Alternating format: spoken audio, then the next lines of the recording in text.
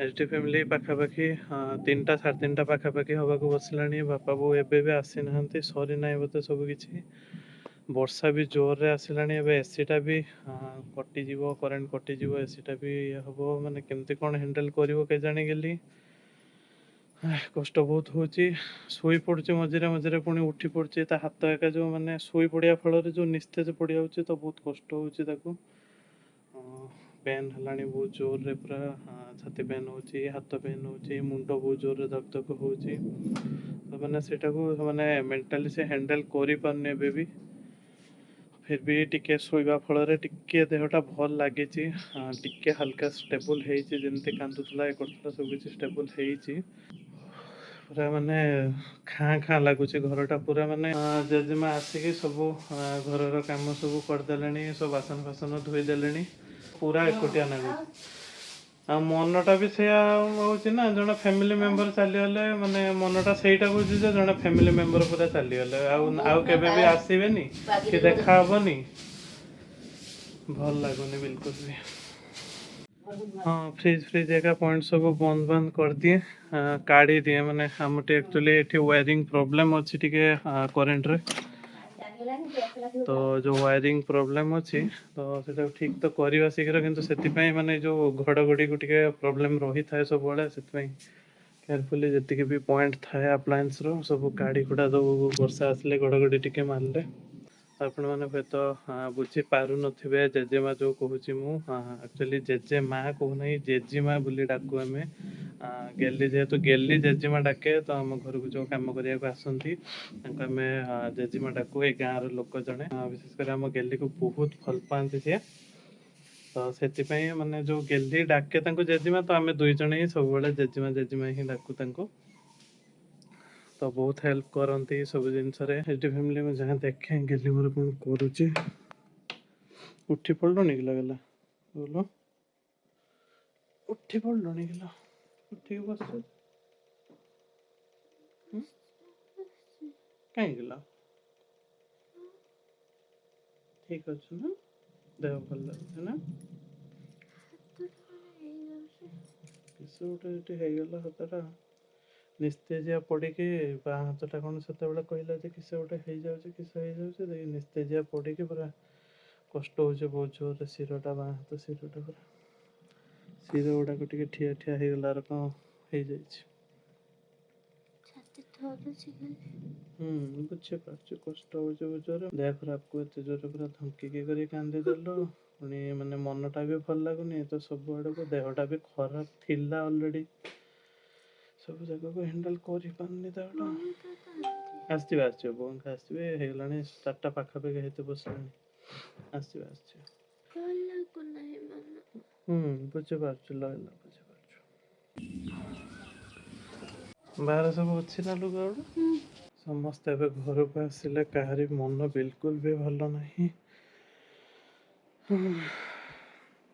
बेले एमती दुख कष्ट आसे बोलो बोल ठीक अच्छे ना तो वेट कर कबाड़ पाखे कल मोर कबाड़ पाखे वेट कर बो आसिले बो को टे देख बहुत टाइम है बो को खाली खोजी हो बो कहीं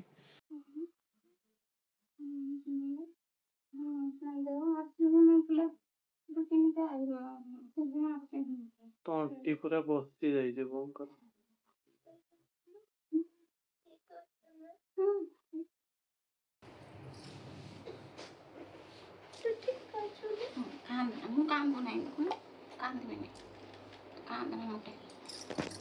देहटा तोर कष्ट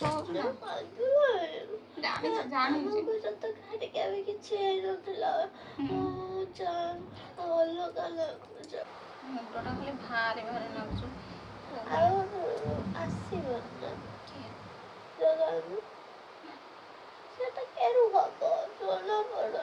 से भगवान का पाखक पलैं से भगवान का पाखक पलैं बुझे तो समस्ते दिने दिने माँ जीवाला किस कर समस्ते लेखा अच्छे जिते जमे जीवा ଅଲଗା ଲାଗୁଛି। ସେମାନେ ସେଇଟାକୁ ଏଯାଏଁ ମାନେ ବୁଝିପାରୁନି ଏଟାକୁ ମାନେ ମାଇଣ୍ଡକୁ ଇଏ କରିପାରୁନି। ହଁ ତ ଯେତିକି ବୁଝୁଛୁ ସେତିକି ଠିକ୍ ଅଛି। ବେଶୀ ଇଏ କରନା, ତୋ ଦେହଟା ବି ସୁସ୍ଥ ହବା, ଯିଏ ତ ଗଲା ସେ ଗଲା, ଆଉ ତୁ ବି ଯଦି ଇଏ ହେଇଯିବୁ, ଆମେ ନିଜେ କାମ କଲେ କିଛି ନିଜେ ଇଏ କରୁଛେ କିନ୍ତୁ ଫେର୍ ନିଜକୁ ବୁଝଉଛେ, ଆମ ଘର ଭାସିଯିବ, ଫେର୍ ନିଜକୁ ବୁଝେଇ ଦେଉଛେ ଆଉ କିଛି କରିବା।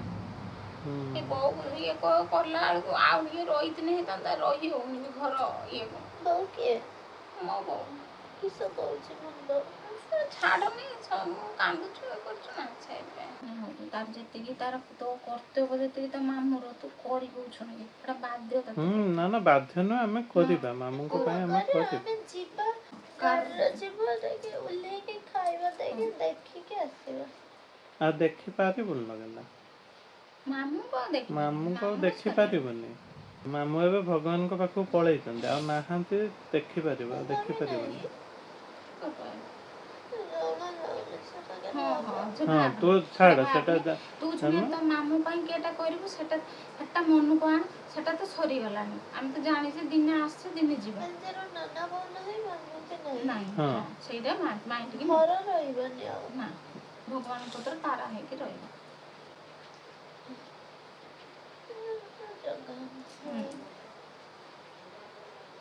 ଖୋଜିଛି କେଠି ଡାକ୍ତରଖାନାର ମାମା ବୋଲି, କେଠି ଡାକିଛି ତା ଝିଅକୁ, ମାମା ମାମା କେଠି ହେଇଛି ପରା। ହୁଇଲ ଚେୟାରରେ ଏ ପରିସ୍ଥିତିରେ ସୁବିଧା ହେଲାନି ଗେଲିକୁ ନେଇକି ଯିବାକୁ, କି ମୁଁ ବି ଯାଇପାରିଲିନି କାହିଁକିନା ଗେଲି ଯେଉଁଭଳି ସିଚୁଏସନ୍ ଥିଲା ଆପଣମାନେ ତ ଦେଖିଛନ୍ତି, ତାକୁ ଛାଡ଼ିକି ଏକୁଟିଆ ଯିବା ସୁବିଧା ହେଲାନି। ବାପା ବୋଉଙ୍କ ଯିବାଟା ମାନେ କମ୍ପଲସରି ଥିଲା, ତ ବାପା ବୋଉ ତ ଗଲେ, ମୁଁ ଏକୁଟିଆ ଘରେ ଗେଲି ପାଖରେ ରହିଲି। ଯିଏ ହେଲେ ବି ଜଣେ ସବୁବେଳେ ଗେଲି ପାଖରେ ରୁହନ୍ତି। ଏବେ ଫୋନ୍ କରୁଛି ବଡ଼ ମାମୁଁଙ୍କ ଝିଅକୁ, ମନୀଷା ଆପଣ ଦେଖିଛନ୍ତି ବି ଭିଡ଼ିଓରେ, ତାକୁ ଫୋନ୍ କରୁଛି। ଠିକ୍ ଅଛି ନା ବାପା? ମନୀଷା କେମିତି ଅଛୁ? ଠିକ୍ ଅଛୁ ନା? ହଉ, ଏଇ ମୁଁ ଯାଇପାରିଲିନି ଲୋ ଆଜି ଦିନରେ ବିଲକୁଲ ବି। ସରି ଲୋ, ବହୁତ ସାରା ସରି, ତୁ ତ ଜାଣିଛୁ। ହଁ ଯାଇପାରିଲିନି ଲୋ।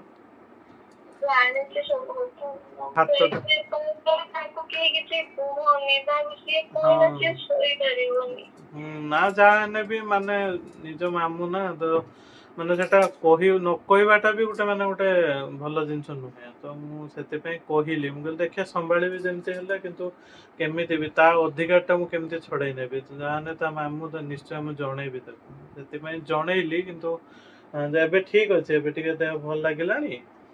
ଆଉ ଏଇ ନାଇଁ କଥା ହବ, ତା ସହ କଥା ହେଲେ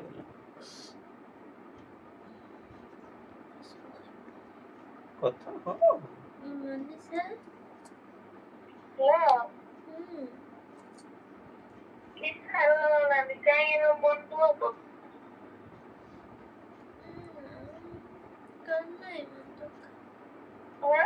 କରି ନାହିଁ, ଏବେ ସମ୍ଭାଳି ଦେଇଛି ନିଜକୁ।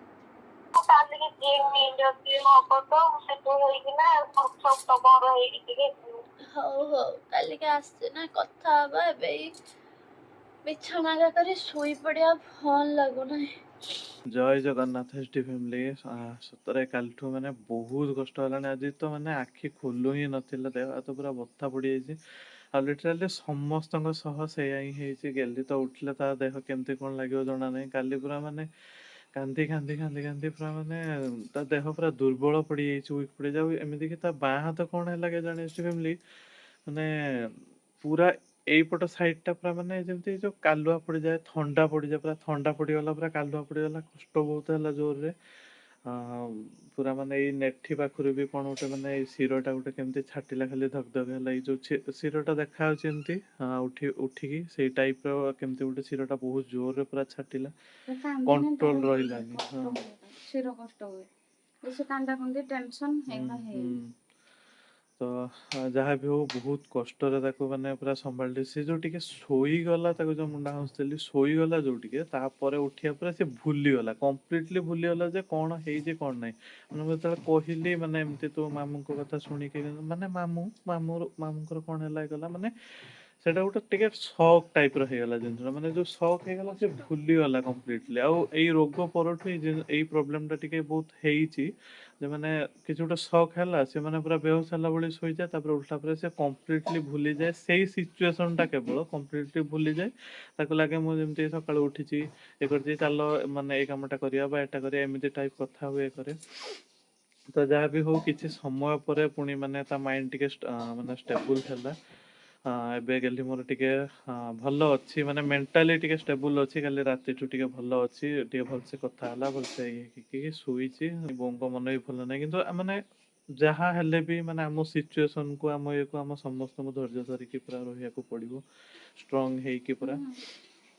ତ ନହେଲେ ତାପରେ ବି ଘର ଚଳିବ କେମିତି? ହଁ ଆଡେ ଶାଶୁ ଶ୍ୱଶୁର ରହିଲେନି, ଆଡେ ଛୁଆ, ପୁଣି ଘର କାମ ବି କରୁଛୁ, ସବୁ ତ ମାଇଣ୍ଡିକି ଦୁଃଖ ରହୁଛୁ, କିନ୍ତୁ କିଛି ଆଡଜଷ୍ଟ କରିକି ଚାଲିତେ ପଡ଼ିବ। କିସ କରିବା, ମାନେ ମଣିଷ ଜୀବନଟା ସତରେ ଗୋଟେ ପାଣି ଫୋଟକା, ବାସ୍ ଫୋଟକାଟା ଫାଟିଗଲା, ଜୀବନଟା ଚାଲିଗଲା ସେଇଭଳି ପୁରା। ଆଉ ଏମିତି କି ଏଇ ରୋଗ ପରେ ସେଟା ବୁଝିବାର ଆଉ କିଛି ମାନେ ହେଳା ନାହିଁ। ମାନେ କେତେ ଥର ଯେ ଗେଲିକୁ ଭେଣ୍ଟିଲେଟର ଲାଗିଛି ତା ଠିକ ଠିକଣା ନାହିଁ, କେତେ ଥର ତାକୁ ମାନେ ଅକ୍ସିଜେନ ଦରକାର ହେଇଛି। ମାନେ ସଡନ ଥିବ କଣ ହେଇଯିବ ଯେ କଣ ହେଇଯିବ, ବାସ୍ ସେ ସିଚୁଏସନରୁ ଭଗବାନଙ୍କ ଆଶୀର୍ବାଦରୁ, ଭଗବାନଙ୍କ ଦୟାରୁ ବାହାରି ଆସିଛେ। ଆହୁରି ଆପଣ ମାନେ ବି ପ୍ରାର୍ଥନା କରନ୍ତୁ ସବୁ କିଛି ଠିକ ଠାକ ରହୁ। ବାକି ଆଗକୁ ଦେଖିବା, ଗେଲିକୁ ଉଠାଏ, ଗେଲି ଉଠିଲେ କଣ କରିବ କଣ ନାହିଁ। ଆସିଛି କାହିଁ ପାଗଟା ବି ଭଲ ନାହିଁ, କେମିତି ଗୋଟେ ମାନେ ଗାଉଁଳା ପାଗ କରିଦେଇଛି ପୁରା। ଆହୁରି ଅଧିକ କଷ୍ଟ ହବ କି କଣ, ଏକରେ ତ ୱିକ୍ ଅଛି। ଶାଗ ରାନ୍ଧୁଥିଲ ହେଲା ବୋଉଙ୍କ, ତାଙ୍କ ଆଲମିରା, ତାଙ୍କ ଖାଇବା ସବୁ ସଜାଇଟି ରଖନ୍ତି। ଦେଖିବା କିସ କିସ ଖାଇବା ରୋଷେଇ କରିଛନ୍ତି। ଆଜି ନାଡ଼ି ବାଇଗଣ ଆଳୁ ବଡ଼ି ଝୋଳ କରିଛି, ନାଡ଼ି ଶାଗ, ଆଳୁ ବାଇଗଣ ଝୋଳ, ଆଉ ଏଇଟା ଘାଣ୍ଟ। ଶାଗ, ସବୁ ଆଜି ଗେଲି ଫେବରାଇଟ୍, ଘାଣ୍ଟଟା ମୋ ଫେବରାଇଟ୍। ଆଉ ଟିକେ ପନିର ଅଛି, ସେଟା କରିନି, ମନସା ଆଇବ, ମନସା ହେଇଯାନ୍ତା, ଏଠି ଖାଇବେ ସେମାନେ। ଓହୋ, ମନସା ଆସିବ କି? ଆଇବ ବା, ତାପରେ ଝିଅ ଆଇଥିଲା ମୁଁ ପଠେଇଦେନି, ବାପା ହାତରୁ ପଳେଇ ଆସିଲା, କଥାବାର୍ତ୍ତା ଥିଲା ନା ଏଠି କଟକ ଯାଇଥିଲା। ଆଉ ଦେଖିଲା ବେଳକୁ ଆଉ ଚାଲି ଆସିଥିଲା, ପୁଣି ରହିଲାନି, ଅଜା ହାତରୁ ପଳେଇଲା। ଓହୋ, ହଉ। କହିଲା ମା ଆସେ, ମାମା ଆଇନେ ପଳେଇଲା। ଖାଲି ମାଉସୀ ମଉସା ମାଉସୀ ମଉସା ହେଲେ, ମୁଁ ତାକୁ ନେଇଯାଉନି, ମତେ ହଇରାଣ କରିବ ଅଛନ୍ତି। ଗୋଡଟା ଟିକେ ଆଜି ପେନ୍ କମ ଅଛି ନା ହଁ ବହୁତ? ବହୁତ କମିଛି। କମିଯାଇଛି, ହଁ ଯାହା ହଉ ଫିଜିଓଥେରାପି କରିବା ଫଳରେ ଢେର କମି ଯାଇଛି ବହୁତ ଗୋଡ କମିଲାଣି, ଟିକେ, ଚାଲି ଚଲାବୁଲା କରିପାରୁଛନ୍ତି ଆଟଲିଷ୍ଟ। କମିଲାଣି, 11:30 ବେଳକୁ ଆଇବେ ପୁଣି। ହଉ, ଆଜି ପୁଣି ଆସିବେ? ଏଥର ଷ୍ଟାର୍ଟ ଡେଲି କରିବେ ଆଉ। କାଲି ପୁରା ଦିନ ସାରା ତା ପାଖରେ ବସିଛି ନା, ପୁରା ମାନେ ମୋ ଦେହ ହାତ ଗୁଡା ବଥା ପଡିଯାଇଛି ପୁରା।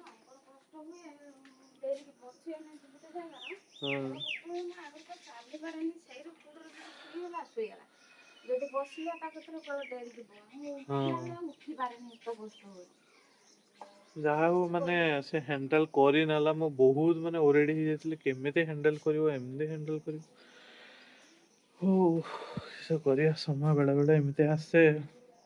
ବିଶ୍ୱାସ କରିବନି, ଆଉ ସେ ମାନେ ଆପଣ ମାନେ ଲକ୍ଷ୍ୟ କରିଥିବେ ଯଦି କାଲିକା ଭିଡିଓରେ, ମାନେ ସେ ବାର ବାର ସେ କୋଶ୍ଚିନ୍ ଟା ପଚାରୁଥିଲା, ମାନେ ମରିଗଲା ନା, ମାନେ ଆଉ ଆସିବନି ନା ଘରକୁ, ମାନେ କେମିତି ହୁଏ, କଣ କରନ୍ତି, ମାନେ ସଡନଲି ମାନେ ଏତେ ତାକୁ ମାନେ ସେ ଜିନିଷ ଟା ମାନେ ଏଫେକ୍ଟ କଲା ଯେ, ମାନେ ସବୁ ସେନ୍ସ ଭୁଲିଗଲା ପୁରା ଟୋଟାଲି କମ୍ପ୍ଲିଟଲି। ମାନେ ଜଣେ ଲୋକ ମରିଗଲେ କଣ ହୁଏ କଣ ନାହିଁ ସବୁ ଜଣା, କିନ୍ତୁ ମାନେ ନିଜ ଫ୍ୟାମିଲି ସହ କେବେ କିଛି ହେଇନି, ମାନେ ନିଜ ଫ୍ୟାମିଲି ମେମ୍ବରଙ୍କୁ କେବେ ସେ ହରେଇଥିବାର ଦେଖି ନାହିଁ, କେବେ ମାନେ ସେ ସମୟରେ କଣ କରାଯାଏ କଣ ହୁଏ ସେ ସବୁ କିଛି ଦେଖିନି। ତ ସଡନ ଯେତେବେଳେ ନିଜ ମେମ୍ବର ଟା, ମାନେ ନିଜ ଲୋକଟା ଯାହାକୁ ସେ ଏତେ ଭଲ ପାଏ, ସିଏ ମାନେ ଛାଡିକି ଚାଲିଯିବା ଇଏ କରିବା, ତ ମାନେ ହ୍ୟାଣ୍ଡେଲ ହିଁ କରିପାରିଲାନି, ଯୋଉଥିପାଇଁ ସେମାନେ ପୁରା ସଦମାକୁ ମାନେ ଯେମିତି ଚାଲିଯାଆନ୍ତି ସେମିତି ଟାଇପ ହେଲା, ଇଏ କଲା, ବହୁତ ଡର ଲାଗୁଥିଲା ସେଠି ଫ୍ୟାମିଲି ସତରେ। ଯା ହଉ ହ୍ୟାଣ୍ଡେଲ କରିନେଲା, ଆମେ ସମସ୍ତେ ମାନେ ସେଥିପାଇଁ ଟିକେ ମାନେ ରିଲାକ୍ସ ଅଛୁ। ଯାହା ହଉ, ବାକି ମୁଁ ଯାଏ ଏବେ ବ୍ରଶ କରିଦେଇକି ଗେଲିକୁ ଉଠେଇ ଦିଏ। କିସ କରିବ ତମେ, କେଦିନ ଦବ କିସ କରିବ, ତମେ ଯାଇଥିବ ତମକୁ ଟିକେ ମୁଁ ଖାଲି ବୁଲି ବୁଲାକି ଟିକେ ପଳେଇ ଆସିବି। ସନ୍ଧ୍ୟା ବେଳକୁ ପାଇଁ କଥା ହେଲେ ସବୁ କହୁଥିଲେ, କହିଥିଲେ ଯିବେ ସକାଳୁ ସବୁ ହେଇଗଲେ କଥା। ଓ ଆମ ପାଖରେ ରହିଲାନି କଥା। ମୁଁ 5 ଦିନ ବୋଉ କାଲି ଆସିକି କହୁଥିଲା ସେଠୁ ଆସିବା ପରେ, ପରଶୁ 5 ତାରିଖ ନା କିସ 5 ତାରିଖ, ସେଟା କିସ 5 ଦିନ 5 ଦିନ ବହୁତ କହୁଛୁ ମାଉସୀ ତାର ଦବ। ତାର କହୁଥିଲା ତାର ବି କିଛି ବୁଝିଲା ଠିକ ନାହିଁ। ତୁ ବି କହୁଛୁ ତୁ କହୁଛୁ 5 ଦିନ ଦବୁ ବୋଲି। କହୁଥିଲା ସେଇ କଥାଟା ମାନେ ପ୍ରୋବ୍ଲେମ ଟା କିସ କହିଲୁ ଧରନ୍ତୁ 11 ଦିନ ଆଡକୁ ମାନେ ଯିବା କଥା ସବୁ ବନ୍ଧୁ ବର୍ଗ ସମସ୍ତେ ଆସିଥିବେ ଇଏ କରିଥିବେ ତ 11 ଦିନ ଆଡକୁ ଯିବା କଥାଟା ଇଏ ହେନେ ମାନେ ସେ 9 ଦିନ ବି ଯଦି ଦବ ମାନେ 2 ଦିନ ଭିତରେ ପୁଣି ଆଉ ଥରେ ଯିବା ପାଇଁ ରେଡି ହେଇପାରିବନି ମାନେ ଦେହ କଷ୍ଟ ହବ। ତମେ ଜଣେ ଆଗତୁରିଆ ଦେଇଦବ। ହଁ 7 ଦିନ ଆମେ ଦେଇଦବ ତାର ମାଉସୀ 5 ଦିନ ଦଉ ତୋର 9 ଦିନ 11 ଦିନ ଦେ। ବଡ ମାମୁଁ ତ ଯୋଉ ଚାଲିଗଲେ ତାଙ୍କ ଝିଅ ଜଇଁ ମଣ୍ଟୁ ମନୀଷା ସବୁ ଆସିଛନ୍ତି ତାଙ୍କର 2 ଭଉଣୀ ବସିକି କଥା ହଉଛନ୍ତି ସବୁ ବିଷୟରେ କେମିତି କଣ ଜିନିଷ ହେଲା ସମସ୍ତେ ବସିକି କଥା ହଉଛୁ ତାପରେ ପୁଣି କେମିତି 2 ଭଉଣୀ ମିଶିକି ସୁରୁଖୁରୁରେ ତାଙ୍କ ସବୁ କାମ ଚଳେଇବେ କରିବେ ତ ଏଠି ତ ମାନେ ସବୁ ଖାଇବା ଅଛି ଯେ ମାନେ ବ୍ରାହ୍ମଣ ଖିଆ ଏକା ଅଛି ତ 5 ଦିନ 7 ଦିନ 9 ଦିନ ଏମିତି ସବୁ ମାନେ ଯେତିକି ବି ଝିଆ ହଉ ବାଣିଜୀ ହଉ ସମସ୍ତେ ବୁଝାବୁଝି ଯୋଉ କରନ୍ତି ଖାଇବାକୁ ଦିଅନ୍ତି କରନ୍ତି। ଦେଲେ ଶାନ୍ତିର ଲୋକ ଖାଇଲେ ଆମେ ବି ଶାନ୍ତିର ପଳେଇ ଆସିବୁ। ତମେ ବସିକି ଏତିକି ବଡ ବଡ ହାଣ୍ଡି କଢାର ମଜା ହବ ସେଠି କେହି ମାଜିବା ଦରକାର ନାହିଁ। ସେଇଠି କିଏ ମନ ବହୁତ ସମସ୍ତଙ୍କୁ ଜାଣିଛି କାହା ଗୁଡେ କହିଦେଇଥିବ ଟିକେ ଆସି ମାରିଦବ ପତ୍ର ପତ୍ର ଉଠା ଉଠି କରି ତାର ଝାଡୁ ମାରିଦେଲ ତାର ପୂଜାରୀ ଆସିଲା ରୋଷେଇ କରିଦେଲା।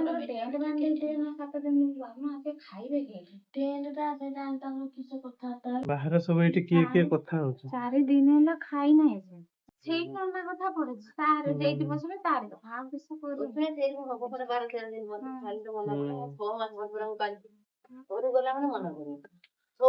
ତ କାଲି ପଚାରୁନ ଜେଜେମାକୁ କେରା ଘରଟା ପୁରା ଫାଙ୍କା ଫାଙ୍କା ନାଗିବ ମାନେ ଯାହା ନେବି ଜଣେ ଫ୍ୟାମିଲି ମେମ୍ବର ମାନେ ନାହାନ୍ତି ମାନେ ଅଟୋମେଟିକ ଘରଟା ପୁରା ଖାଁ ଖାଁ ନାଗିବ। ଚାରିଆଡେ କେବଳ ସେ ମାମୁଁଙ୍କ କଥା ଚାଲିଛି ସମସ୍ତେ କେବଳ ଏବେ ମାମୁଁଙ୍କୁ ହିଁ ଝୁରି ହଉଛନ୍ତି କଣ କରିବା ଏଇଟା ହିଁ ତ ମାନେ ଜୀବନ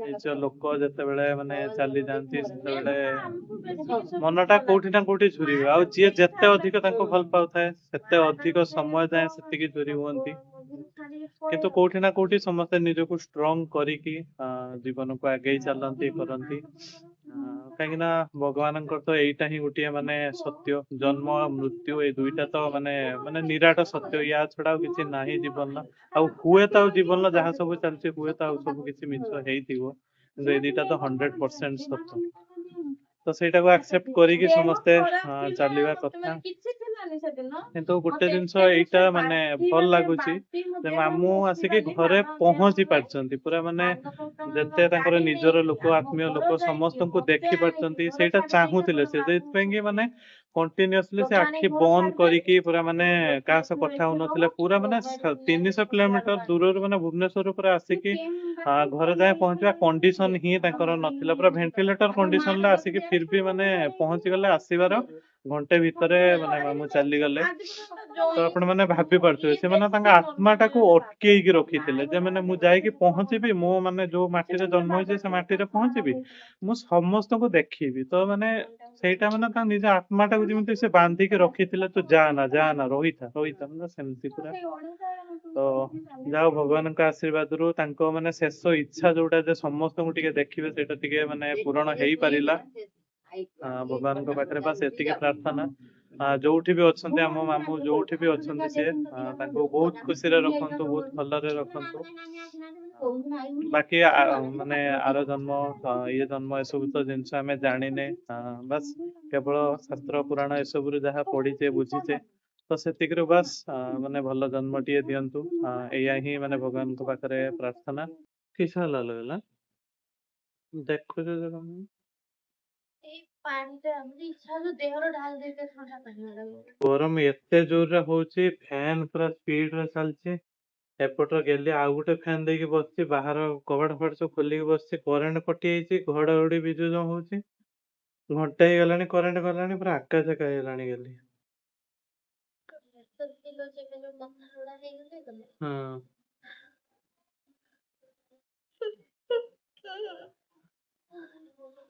କାଲିଠୁ ଗୋଟେ ଦେହଟା ଯୋଉ କେମିତି ହେଇଯାଇଛି ମୁଣ୍ଡରେ ବସିଛି ଲାଗୁଛି ନା ଚମଡ଼ା ଗୁଡା ଜଳୁଛି ମୋର ପୁରା ଏଗୁଡା ଯୋଉ ମାନେ ରେନ୍ଥି ମେନ୍ଥି କଥା ନା ଆକାଶ କାନ ଲାଗୁଛି ମତେ ଖାଲି ଥଣ୍ଡା ହବା ଦିଏ। ମାନେ ତ ଓଦା ଗାମୁଛା କରିକି ତମେ ଟିକେ ବୁଝନ୍ତି ଦଉଛି ମାନେ ଥାପି ହେଲେ ଭଲ ଲାଗିବ ଟିକେ। ଦଉଛି। କାଲି ଏମିତି ସବୁ ଗାମୁଛା ଏଗୁଡା ଶୁଖି ନାହିଁ ଆଜି, ମାନେ ଆଜି ଯୋଉ ବର୍ଷା ହେଇଛି ଏଗୁଡା ସବୁ ଓଦା ଏବେ ବି ହେଇକି ରହିଛି। ହଁ, ଏଗୁଡା ସବୁ କୁନି କୁନି ଗାମୁଛା କରିକି ଗେଲି ରଖିଛି, ଯୋଉଟାକୁ ତ ପୋଛାପୋଛି କରିକି ଇଏ କରିତେ ସୁବିଧା ହୁଏ। ସବୁ ଗାମୁଛାକୁ କାଟିକି କୁନି କୁନି କରିଦେଇଛି। ମାନେ ଏଇ ସିଷ୍ଟମ ଟା ଯୋଉ କହିଲ ଭଲ। ହଁ, ମାନେ ବାହାରୁ ଏଇଆ ଟିକେ ଟିକେ ଥଣ୍ଡା ଥଣ୍ଡା ପବନ ହବା ଟା ଟାଣିବ। ଟିକେ ଆସେ। ସେଟା ଆଉ ଟିକେ ତୋ ମୁଣ୍ଡ ଆଡକୁ ଦେନେ ହୁଅନ୍ତା, ତୁ ଯୋଉ ବଙ୍କା ହେଇକି ରହିପାରିବୁନି, ନହେଲେ ଆହୁରି ଥଣ୍ଡା ପବନ ଟା ଟିକେ ଟାଣନ୍ତା। ବାହାରୁ ଥଣ୍ଡା ପବନ ଟା ମାନେ ଟାଣନ୍ତା। ବି ଉପରଟା ତ ଏଠି 100 ଥଣ୍ଡା ଲାଗୁଛି। ଏଇ କିଛି ଦିନ ହେଲାଣି ତ ଆପଣ ମାନେ ଦେଖି ଆସୁଛନ୍ତି ଗେଲି ବିଲକୁଲ ବି ଫିଜିଓଥେରାପି କରି ହିଁ ପାରୁନି, ତା ଦେହରେ ସେତିକି ଶକ୍ତି ରହୁନି ଫିଜିଓଥେରାପି କରିବା ପାଇଁ। ତ ଟିକେ ସେଥିପାଇଁ ଏବେ ମାନେ ଛାଡି ଦିଆଯାଇଛି ନର୍ମାଲ ତା ଦେହକୁ, ଯେ ମାନେ ଟିକେ ହ୍ୟାଣ୍ଡେଲ କରି ନଉ ସେ କଷ୍ଟ ଯନ୍ତ୍ରଣାଟାକୁ। ତା ଦେହ ଟିକେ ଆଦତ ନେଇଯାଉ, ପୁଣି ଆଉ ଥରେ ଷ୍ଟାର୍ଟ କରିଥାନ୍ତେ ଗେଲିର ଫିଜିଓଥେରାପି କରିବା ସବୁ। କିନ୍ତୁ ମାମୁଁଙ୍କର ଏମିତି ପରିସ୍ଥିତି ହେଲା, ମାମୁଁ ଚାଲିଗଲେ। ତ ସେଥିପାଇଁ ଏବେ ଟିକେ ମାନେ ମନଟା ବି ଯୋଉ ଭଲ ନାହିଁ, ଦେହଟା ବି ବହୁତ ୱିକ୍ ପଡିଯାଇଛି 2 ଦିନ ହେଲାଣି। ତ ଫିଜିଓଥେରାପି ଭାବୁଛି ଏବେ 2-4 ଦିନ ଟିକେ ବନ୍ଦ କରିବି। ତାପରେ ଦେଖିବା କଣ ହଉଛି ଆଉ। 4-5 ଦିନ କିନା ଟିକେ ଗେଲିର ଫିଜିଓଥେରାପି ବନ୍ଦ ରହିବ। କିନ୍ତୁ ଆପଣମାନଙ୍କ ସହ ମୁଁ ସବୁ କିଛି ସେୟାର କରିବି। ଆପଣମାନେ ଭିଡିଓକୁ ସବୁଦିନ ଦେଖିବେ, ବହୁତ ସାରା ଭଲ ପାଇବା ଦେବେ, ବହୁତ ଆଶୀର୍ବାଦ ଦେବେ। ଆଉ ବିଶେଷ କରି ଆମ ଗେଲି ପାଇଁ ବହୁତ ପ୍ରାର୍ଥନା କରନ୍ତୁ। ଏଚଡି ଫ୍ୟାମିଲି ବହୁତ ମାତ୍ରାରେ ପ୍ରାର୍ଥନା କରନ୍ତୁ। ଯେମିତି ଆପଣ ମାନେ ବୁଝି ପାରୁଥିବେ, ମାନେ ଜଣଙ୍କର ମାମୁଁ ଚାଲିଯିବ କିନ୍ତୁ ମାମୁଁକୁ ଦେଖିବା ପାଇଁ ବି ମାନେ ପହଞ୍ଚି ପାରିବନି ଜଣେ, କେବଳ ଏଇ ପରିସ୍ଥିତି ପାଇଁ, ରୋଗ ପାଇଁ। ତ କେମିତି ଲାଗୁଥିବ, କଣ ବାଧୁଥିବ ତାକୁ, ତା ମନ କଣ ହଉଥିବ। ଆଶା କରୁଛି ଆପଣ ମାନେ ସମ୍ପୂର୍ଣ୍ଣ ଭାବେ ପୁରା 100% ବୁଝିପାରୁଥିବେ। ବାସ୍ ଭଗବାନଙ୍କ ପାଖରେ ପ୍ରାର୍ଥନା କରନ୍ତୁ ଏଇ ସିଚୁଏସନ ଆଉ ଗେଲି ପାଖରେ ନ ରହୁ। ଏଇ ହୁଇଲ ଚେୟାର ଆମ ଗେଲି ପୁରା ସମ୍ପୂର୍ଣ୍ଣ ଛାଡି ଦଉ, ନିଜ ଗୋଡରେ ଚାଲିବା ଶିଖି ଯାଉ। ବାସ୍ ଆଜି ରହିଲି, କାଲିକି ପୁଣି ଦେଖାହବ। ଜୟ ଜଗନ୍ନାଥ।